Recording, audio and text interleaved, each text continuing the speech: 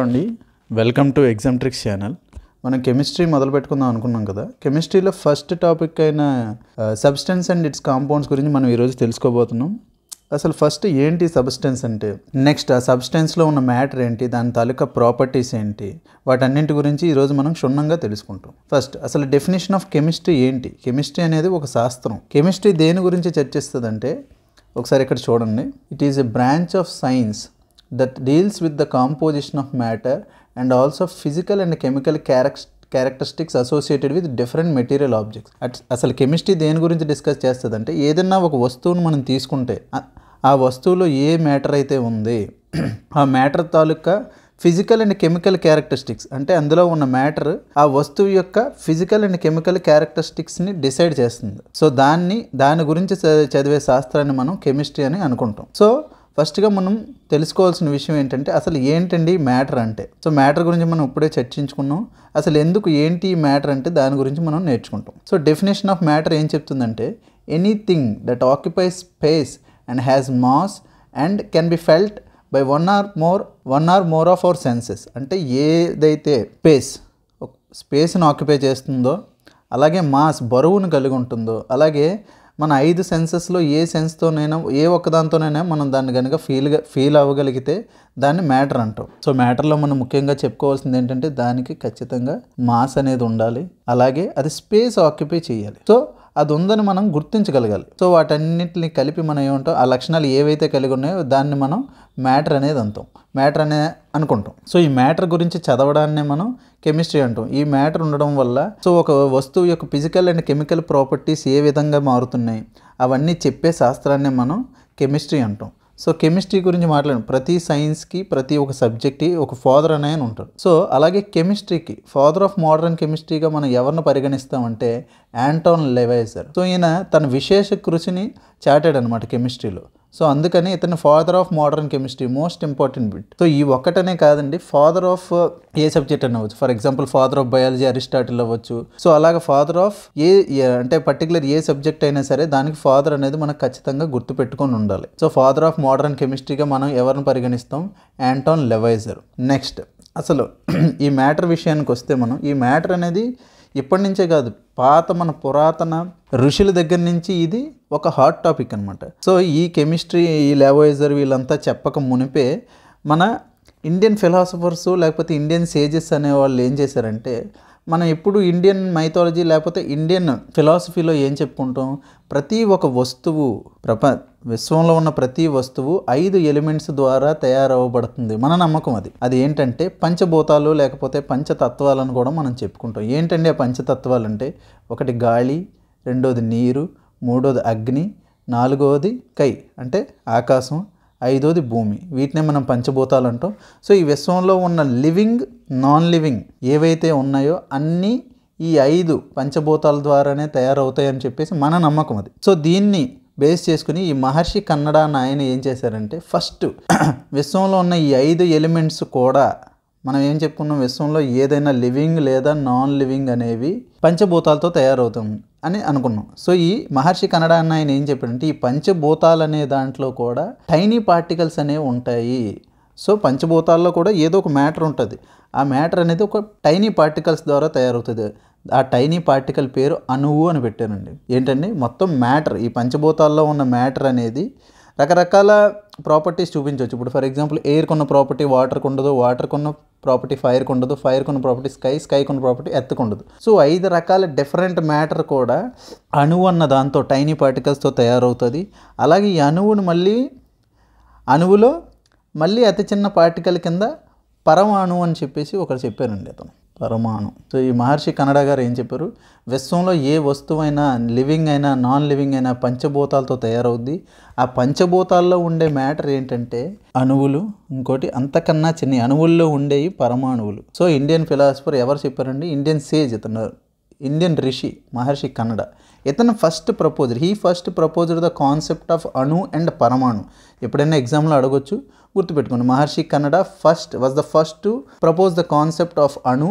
ఇంకా కరెక్ట్గా చెప్పాలంటే, he first coined the terms anu and paramanu. Is an Indian sage who first proposed the concept of anu and paramanu. దీన్ని Greek శాస్త్రవేత్త అయిన డొమిక్రిటస్ గారు ఏం చేశారంటే దీనికి కొంచెం మోడర్న్ పాష్ పేరు ఇచ్చి దాని పేరు పరమాణువునేమో యాటమ్ అని, అణువునేమో మాలిక్యూల్ అని దీనికి ఆయన పేర్లు ఇచ్చాడు. ఏంటండి అణువులు పరమాణువులు అంటే యాటమ్ మాలిక్యూల్ అంటే గ్రీక్ భాషలో అటామోస్ అన్న పదం నుంచి మనం దీన్ని తీసుకున్నాం. యాటమ్ అనే పదం ఎక్కడి నుంచి వచ్చిందండి? గ్రీక్ పదమైన అటామోస్ నుంచి వచ్చింది. అటామోస్ అంటే ఇంకంతకు మించి చిన్నది లేదు, దాన్ని ఇంక మనం విభజించలేము. It cannot be uncut or undivided. So atom అంటే it is the smallest particle that cannot be undivided any further. So దాన్ని మనం యాటమ్ అంటాం. యాటమ్స్ కలిపితే వచ్చేదాన్నే మనం మాలిక్యూల్స్ అంటాం. మాలిక్యూల్స్ నుంచి కలిపి వచ్చేదాన్నే మనం కాంపౌండ్ అంటాం. కాంపౌండ్ అలా వస్తే ఏదో ఉన్న ఒక సబ్స్టెన్స్ తయారవుతుంది. సో అల్టిమేట్గా అతి చిన్న పార్టికల్గా మనం దేన్ని పరిగణిస్తామండి? యాటమ్ని పరిగణిస్తాం. So the smallest particle that is present in any matter is nothing but atom. Who termed లేదా who coined the term atom అంటే డెమోక్రిటస్. ఆయన ఎవరండి? Greek philosopher. డెమోక్రిటస్ అన్న ఆయన ఎవరండి? Greek philosopher. సో ఇది మనం ఏం చెప్పుకున్నాం? గ్రీక్లో యాటమ్ అంటే అన్కట్ ఆర్ అన్డివైడెడ్, అంతకు మించి ఇంక మనం విభజించడానికి ఇంకేం లేదు, అదే లీస్ట్ పార్టికల్ అనమాట. సో గ్రూప్ ఆఫ్ యాటమ్స్ని కలిపితే మనం ఏమంటామండి? మాలిక్యూల్స్ అంటాం. యాటమ్స్ని కలిపితే వచ్చేదాన్ని మనం మాలిక్యూల్ అంటాం. పరమాణువులు కలిపితే వచ్చేదాన్ని మనం అణువులు అంటాం అనమాట. సో ఇప్పుడు దీనికోసం మనం ఇంకా ఫర్దర్గా డిస్కస్ చేసుకుంటాం. సో ఇది ఒక చిన్న క్లాసిఫికేషన్. ఇక్కడ చూస్తే మీరు మ్యాటర్ అనేది ఎలా డివిజన్ జరిగింది. సో ఇది ఒకసారి చూడండి, నోట్ చేసుకుంటే చేసుకోండి. ఫస్ట్ వినండి. సో మ్యాటర్, సో మనం ఏం చెప్పుకున్నాం? Anything that occupies space and it has mass and it can be felt by any one of our senses is nothing but matter. ఏదైతే సో మ్యాటర్ ఉందంటే ఏంటి? అది ఖచ్చితంగా బరువును కలిగి ఉండాలి. నెక్స్ట్ దాన్ని మనం ఫీల్ అవ్వగలగాలి. ఏదో ఒక సెన్సర్, కంటికి కనబడాలి, లేకపోతే చేతికి తగలాలి, బరువైనా తగలాలి. సో అట్లీస్ట్ దాని ప్రెజెన్స్ మనకు తెలియదు, స్మెల్ అయినా రావాలి. సో 5 సెన్సెస్కి తెలియాలి. దాన్ని మనం మ్యాటర్ అంటాం. ఈ మ్యాటర్ని మనం ఎలా విభజించవచ్చు అంటే, ఒకటి ఫిజికల్ క్లాసిఫికేషన్, రెండోది కెమికల్ క్లాసిఫికేషన్. ఫిజికల్ క్లాసిఫికేషన్ ఏంటంటే మనం చూస్తే తెలుస్తుంది. సో దాన్ని మనం ఫిజికల్గా క్లాసిఫై చేస్తాం. సో మన 5 సెన్సెస్ ద్వారా మనం గుర్తించగలిగితే దాన్ని ఫిజికల్ క్లాసిఫికేషన్ అంటాం. కెమికల్ క్లాసిఫికేషన్ మనం తర్వాత డిస్కస్ చేసుకుందాం. ఫస్ట్ మనం ఫిజికల్ క్లాసిఫికేషన్ డిస్కస్ చేసుకుందాం. సో ఫిజికల్ క్లాసిఫికేషన్గా దేన్ని డివైడ్ చేస్తాం? మ్యాటర్ని మనం ఫస్ట్ సాలిడ్ గాను, లిక్విడ్ గాను, గ్యాసియస్ గాను, ప్లాస్మా స్టేట్ గాను, బోస్ ఐన్స్టైన్. ఇది ఫిజికల్ క్లాసిఫికేషన్. అదే కెమికల్ క్లాసిఫికేషన్కి వస్తే దాన్ని ప్యూర్ సబ్స్టెన్స్ గాను, మిక్చర్ గాను సబ్ డివైడ్ చేసుకున్నాం. సో మళ్ళీ ప్యూర్ సబ్స్టెన్స్ ఎలిమెంట్ గాను, కాంపౌండ్ గాను, అలాగే మిక్చర్లో హోమోజీనియస్ మిక్చర్ గాను, హెటరోజీనియస్ మిక్చర్ గాను, ఇవన్నీ మనం మళ్ళీ ఫర్దర్గా డిస్కస్ చేసుకుంటాం. జస్ట్ ఒక ఓవర్ వ్యూ మీకు ఒక ఐడియా కోసం చెప్తున్నాను. ఎలిమెంట్లో మళ్ళీ మెటాలిక్, నాన్ మెటాలిక్, మెటలాయిడ్స్, అలాగే కాంపౌండ్లో ఆర్గానిక్ కాంపౌండ్స్ అంటే ఏంటి, ఇన్ఆర్గానిక్ కాంపౌండ్స్ అంటే ఏంటి, అవి ఎగ్జిబిట్ చేసే ప్రాపర్టీస్ ఏంటి అనేవి మనం ఫర్దర్ క్లాసెస్లో డిస్కస్ చేసుకుంటాం. జస్ట్ ఈ టాపిక్ అనేది మనం ఒక ఓవర్ వ్యూ, అసలు వాట్ ఈజ్ వాట్, ఏంటి మ్యాటర్ అంటే ఏంటి, సబ్స్టెన్స్ అంటే ఏంటి, సాలిడ్స్ ఏంటి, లిక్విడ్స్ ఏంటి, గ్యాసెస్ అంటే ఏంటి, ప్లాస్మా స్టేట్ అంటే ఏంటి, బోస్ ఐన్స్టైన్ కాండెన్సేషన్ స్టేట్ అంటే ఏంటి, అసలు ప్యూర్ సబ్స్టెన్సెస్ అంటే ఏంటి, మిక్చర్స్ అంటే ఏంటి, వాటన్నింటి గురించి మనం బ్రీఫ్గా ఇందులో డిస్కస్ చేసుకుంటాం. సో ఫ్రెండ్స్, ఇది నోట్ చేసుకోండి. ఈ క్లాసిఫికేషన్ అనేది మీకు ఒక ఓవర్వ్యూ కోసం ఉపయోగపడుతుంది. సో క్లాస్లోకి వెళ్దాం. సో ఫస్ట్ మనం డిస్కస్ చేసుకోబోయేది ఫిజికల్ క్లాసిఫికేషన్. సో ఇప్పుడు ఫిజికల్ క్లాసిఫికేషన్ కోసం చూస్తాం. సో ఇది ఒక పిక్చర్, మీకు ఒక ఐడియా కోసం. సో మ్యాటర్ అనేది మనం ఇందాక ఫ్లో చార్ట్లో చెప్పుకున్నట్టు మ్యాటర్ అనేది మనం ఎలా డివైడ్ చేసుకున్నాండి? ఒకటి సాలిడ్ గాను, రెండోది లిక్విడ్ గాను, మూడోది గ్యాస్ గాను, నాలుగోది ప్లాస్మా స్టేట్ గాను, ఐదోది బోస్ ఐన్స్టైన్ కాండెన్సేట్ స్టేట్ అండి. సో ఈ బోస్ ఐన్స్టైన్ కాండెన్సేట్ స్టేట్ అనేది యాక్చువల్గా ఇది చాలా ఇంపార్టెంట్ క్వశ్చన్, ఒకసారి ఎస్ఎస్సి సీజీఎల్లో కూడా పడింది. బోస్ ఐన్స్టైన్ కాండెన్సేట్ స్టేట్, ఇది మళ్ళీ తర్వాత కూడా చెప్తాను, ఒక అంచనా కోసం చెప్తున్నాను. 1920లో ప్రపోజ్ చేయబడింది. సో ఇది ఎస్ఎస్సి సీజీఎల్లో previously asked question. Bose Einstein condensate state లేదా Bose Einstein condensate theory was proposed లేదా came into existence in the year 1920. గుర్తుపెట్టుకోండి, 1920. బోస్ ఐన్స్టైన్, మీకు ఇంకా బ్లైండ్గా గుర్తుపెట్టుకోవాలంటే బోస్ గారికి 19 సంవత్సరాలు, ఐన్స్టైన్ గారికి 20 సంవత్సరాలు అని గుర్తుపెట్టుకోండి. 19 సంవత్సరాలు 20 సంవత్సరాలు కలిపి బోస్ ఐన్స్టైన్ కాండెన్సేట్ థియరీని ప్రపోజ్ చేశారు. సో మీకు అంచనా కోసం చెప్తున్నాను, 1920 బాగా గుర్తుపెట్టుకోండి. సో ఇవి ఏంటంటే డిఫరెంట్ స్టేట్స్ ఆఫ్ మ్యాటర్లో డిఫరెంట్ స్టేట్స్ ఎలా ఉంటాయి. సో ఫార్ మనం సైంటిస్టులు డిస్కవర్ చేసిన 5th.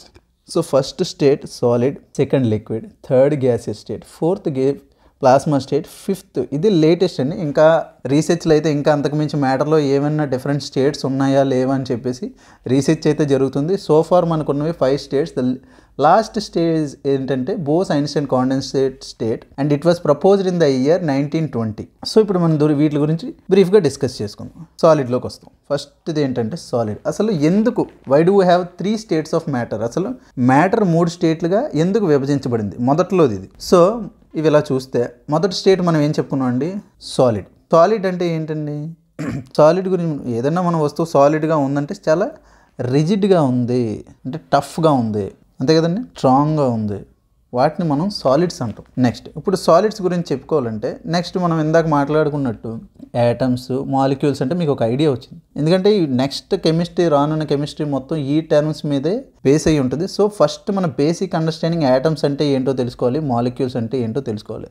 మీకు ఇంకొకసారి రివైజ్ చేస్తాను. యాటమ్స్ అంటే అతి చిన్న పార్టికల్. ఏదైనా ఒక సబ్స్టెన్స్ మీరు ఏదైనా తీసుకోండి విశ్వంలో, అతి చిన్న పార్టికల్, అందులో ఉన్న అతి చిన్న పదార్థాన్ని మనం యాటమ్ అంటాం.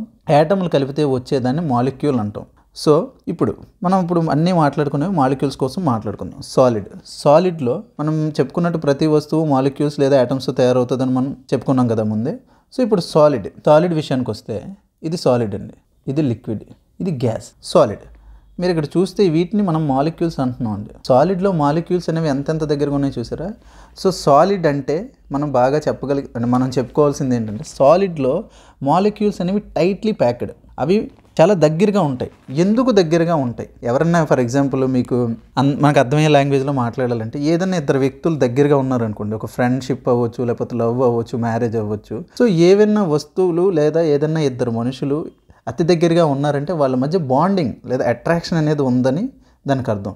In the same way molecules మధ్య కూడా ఒక ఇంట్రా మాలిక్యులర్ ఫేజ్, ఆ రిలేషన్నే మనం ఏంటంటామంటే ఆ అట్రాక్షన్కి పేరు పెట్టారు. ఏమని పేరు పెట్టారు? మనుషులకైతే లవ్ అని పెట్టారు, లేకపోతే ఎఫెక్షన్ అని పెట్టారు. దీనికైతే intra molecular force of attraction లేదా కొహెసివ్ ఫోర్స్ ఆఫ్ అట్రాక్షన్. ఒకసారి రాసుకోండి, intra molecular force of attraction or cohesive force of attraction. ఈ అట్రాక్షన్ లేదా ఈ ఫోర్స్ ఉండడం వల్లే సాలిడ్లో ఉన్న మాలిక్యూల్స్ మధ్య గ్యాప్ తక్కువ ఉంటుందండి.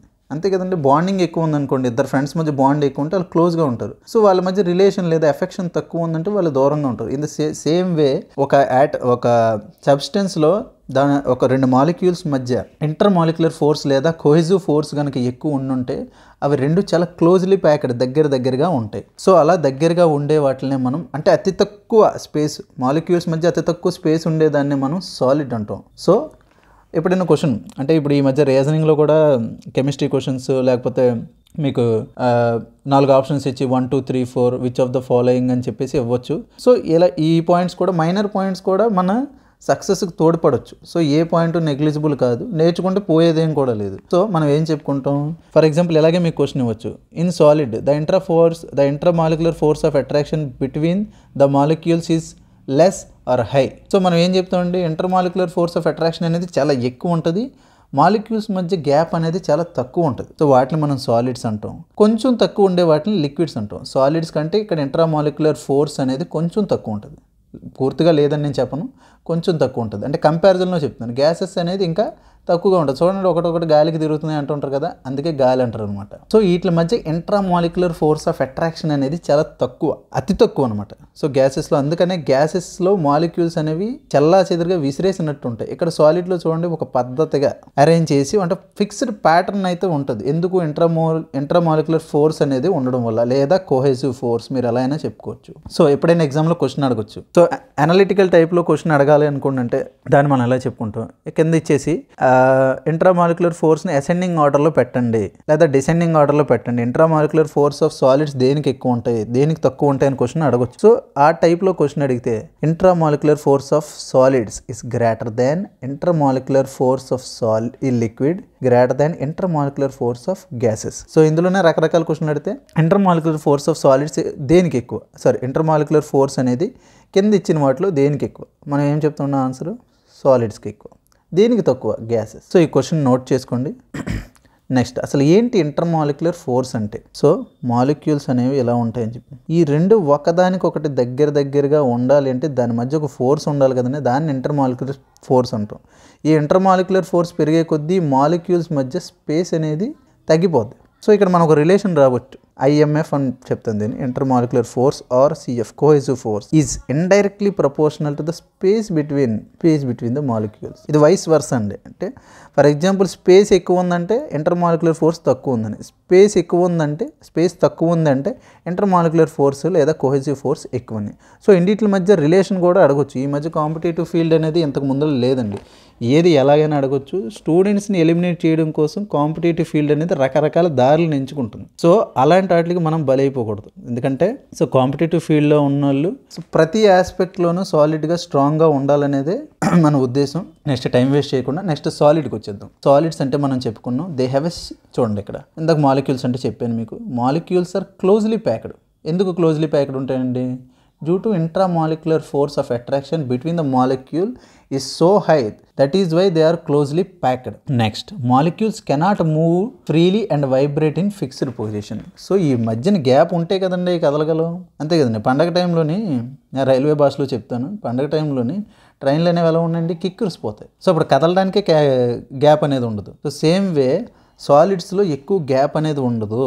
And next vibration. సో ఈ వైబ్రేషన్ మనకు అర్థమైన లాంగ్వేజ్లో మాట్లాడుకోవాలంటే మన ఇండియన్స్ నమ్మకం ఏంటంటే ప్రతి దానికి ఒక మూమెంట్ అయితే ఉంటుందండి. శృతి లయ అంటారు కదా, లయబద్ధంగానే నడుస్తుంది విశ్వం అంతా. సో ప్యాటర్న్లో దాన్నే మనం ఆ లయని ఏమంటాం అంటే వైబ్రేషన్ అంటాం. సో మన గుండె ఒక వైబ్రేషన్తో కొట్టుకుంటుంది, మన పల్స్ ఒక వైబ్రేషన్తో కొట్టుకుంటుంది, నెక్స్ట్ గ్రహాలు ఒక వైబ్రేషన్తో ఉంటాయి. అలాగే విశ్వంలో ఉన్న ప్రతి మ్యాటర్లో ఒక వైబ్రేషన్ అనేది ఉంటుంది. సో ఈ సాలిడ్లో కూడా ఫ్రీ మూమెంట్ లేకపోయినప్పటికీ వైబ్రేషన్ అయితే ఉంటుందండి. వైబ్రేషన్ ఆ ఉన్న పొజిషన్లోనే ఫిక్స్డ్ వైబ్రేషన్లో అణువులు అనేవి కదులుతూ ఉంటాయి.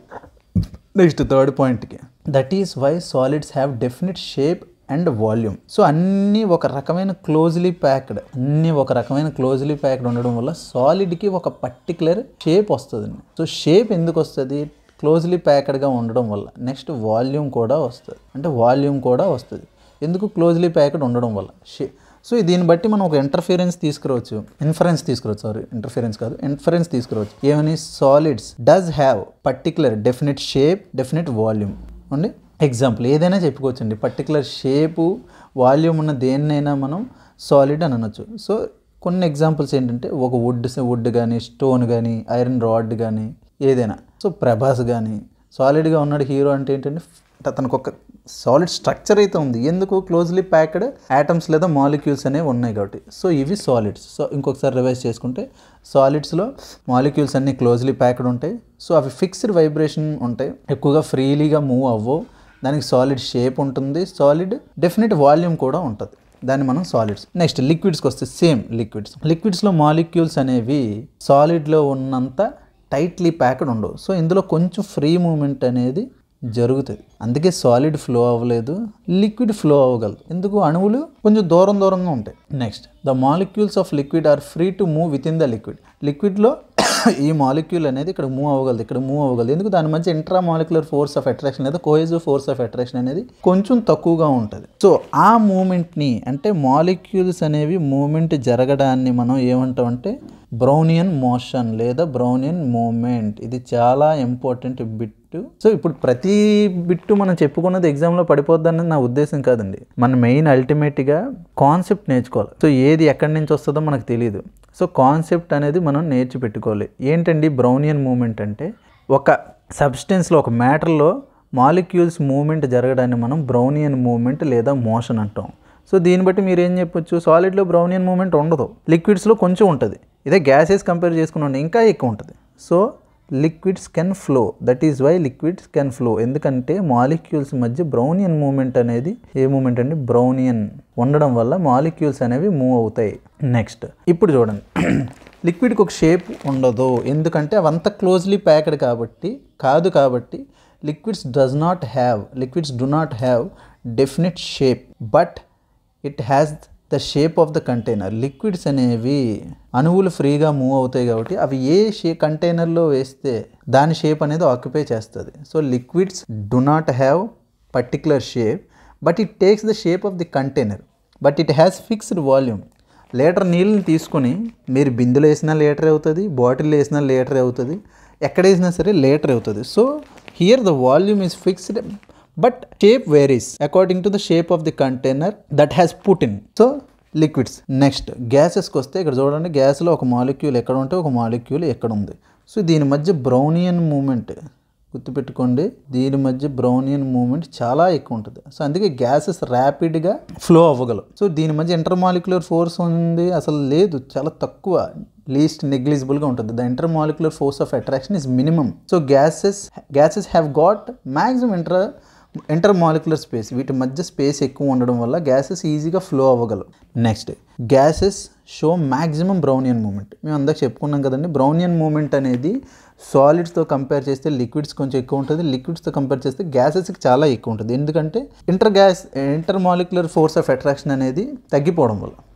Next that is why gases move freely and takes the shape and the volume of the container. So గ్యాసెస్ని ఏ కంటైనర్లో వేస్తే ఆ షేప్ వస్తుంది, ఏ కంటైనర్లో వేస్తే ఆ వాల్యూమ్ వచ్చేస్తుంది. Next they do not have definite shape or volume. గ్యాస్కి ఒక షేపు వాల్యూమ్ ఏమి ఉండదు. ఎగ్జాంపుల్ గ్యాసెస్ చెప్పుకోవాలంటే hydrogen, oxygen, nitrogen etcetera. Next మీకు ఒక టాపిక్ చెప్పడం మర్చిపోయి, అంటే ఒక చిన్న ప్రాపర్టీ చెప్పడం మర్చిపోయిన, కంప్రెసిబిలిటీ. ఏంటండి కంప్రెసిబిలిటీ? ఇప్పుడు మీ అందరికీ ఆండ్రాయిడ్ జమానా, మొబైల్ అప్డేటెడ్ టెక్నాలజీతో అందరూ ఉన్నాం కాబట్టి కంప్రెస్ అనేది జనరల్ టర్మ్, అందరికీ అర్థమైపోతుంది. ఏదన్నా ఫర్ ఎగ్జాంపుల్ మీకు డిజిటల్ టర్మ్ లేదా టెక్నాలజికల్ టర్మ్స్లో చెప్పాలంటే, ఫర్ ఎగ్జాంపుల్ మీరు తీసిన ఫోటో 10 MB ఉందనుకోండి, దాన్ని ఎవరికైనా పంపించాలంటే మనం ఏం చేస్తాం, దాన్ని కంప్రెస్ చేస్తాం, కుదించి ఫర్ ఎగ్జాంపుల్ 500 kbps అంటే డేటా కూడా అంత ఇది ఉండాలి కాబట్టి, స్టోరేజ్ కూడా ఉండాలి కాబట్టి దాన్ని మనం కంప్రెస్ చేసుకుంటాం. మీరు ఆన్లైన్లో ఎగ్జామ్స్ అప్లై చేసినప్పుడైనా పిక్చర్ని రీసైజ్ చేసుకుని దాన్ని కంప్రెస్ చేసుకుంటాం. సో కంప్రెస్ అనే పదం ఏంటండి,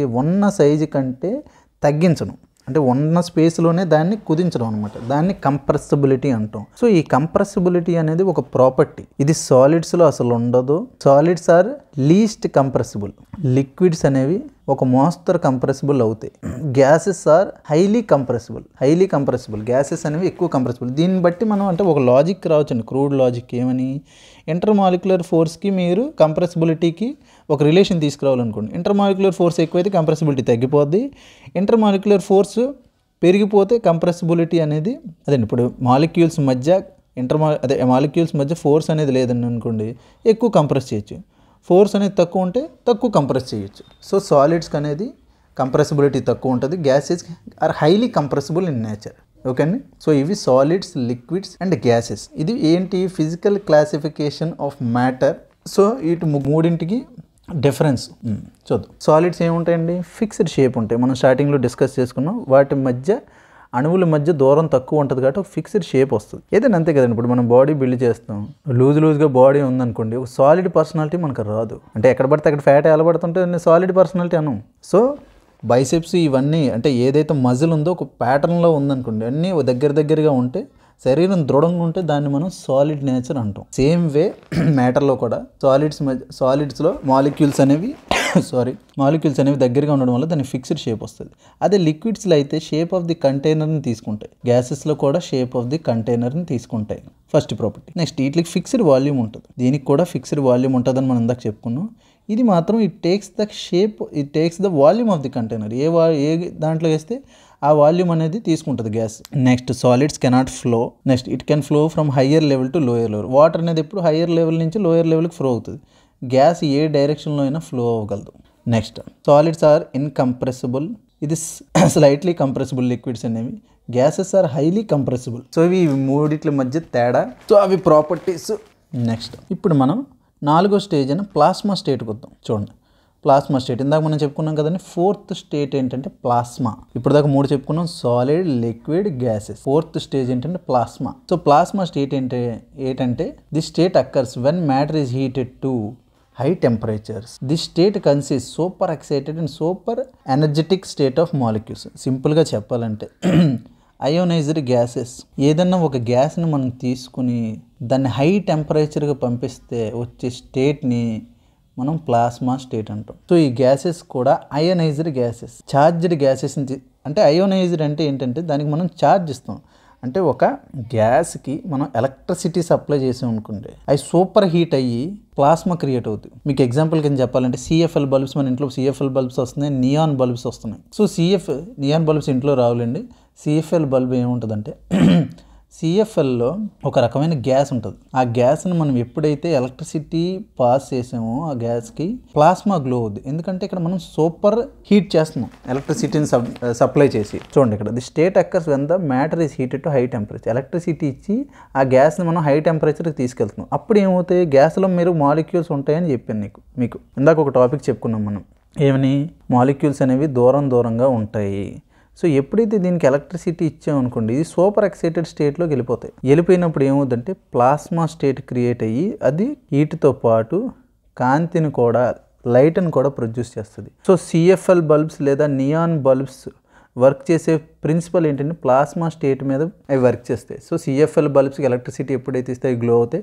నియాన్ బల్బ్స్ ఎయిర్పోర్ట్లో మనం చూసే ఉంటాం, రెడ్ కలర్ బల్బ్స్ ఉంటాయి. సో ఎప్పుడైతే అంటే ఈ కలర్ అనేది దేని మీద డిపెండ్ అవుద్ది, లైట్ వైట్ కలర్ వెలుగుతుందా, ఎల్ఈడి లైట్ కాదు నేను చెప్పేది, గ్యాసెస్ ఉన్న లైట్స్ చెప్తున్నాను. సో లైట్లో ఉన్న ఆ బల్బ్లో ఉన్న గ్యాస్ ఏదైతే ఉందో దాన్ని బట్టి ఆ లైట్కి కలర్ అనేది వస్తుంది. సో నియాన్ బల్బ్స్ రెడ్ కలర్లో వెలుగుతాయి, సిఎఫ్ఎల్ బల్బ్స్ వైట్ కలర్లో వెలుగుతాయి. So the colour of the light is decided by the presence of gas in the tube. లేదా ఆ లైట్లో ఆ ట్యూబ్లో ఏముందో ఆ గ్యాస్ బట్టి డిసైడ్ అవుతుంది. సో దీన్ని మనం ప్లాస్మా స్టేట్ అంటాం. సో ఎగ్జాంపుల్స్ ఏంటంటే CFL, neon bulbs. Next fifth state మీకు ఆల్రెడీ చెప్పాను, Bose Einstein condensation state. So మన ఇండియన్ సైంటిస్ట్ అయిన సత్యేంద్రనాథ్ బోస్ గారు ఏం చేశారంటే స్టాటిస్టికల్ క్యాలిక్యులేషన్ మీద ఈ కాన్సెప్ట్ని తీసుకొచ్చాడంటే, మీకు అతను ఏం చేశాడంటే స్టాటిస్టికల్ క్యాలిక్యులేషన్ మీద ఈ స్టేట్ని అయితే తీసుకొచ్చాడు. కానీ అమెరికన్ సైంటిస్టులు ఏం చేశారంటే ఈ స్టేట్ని పొందగలిగారు, obtain the state in laboratorical basis. So వీళ్ళు ఏం చేశారంటే ల్యాబొరేటరీలో ఈ స్టేట్ని సాధించారు.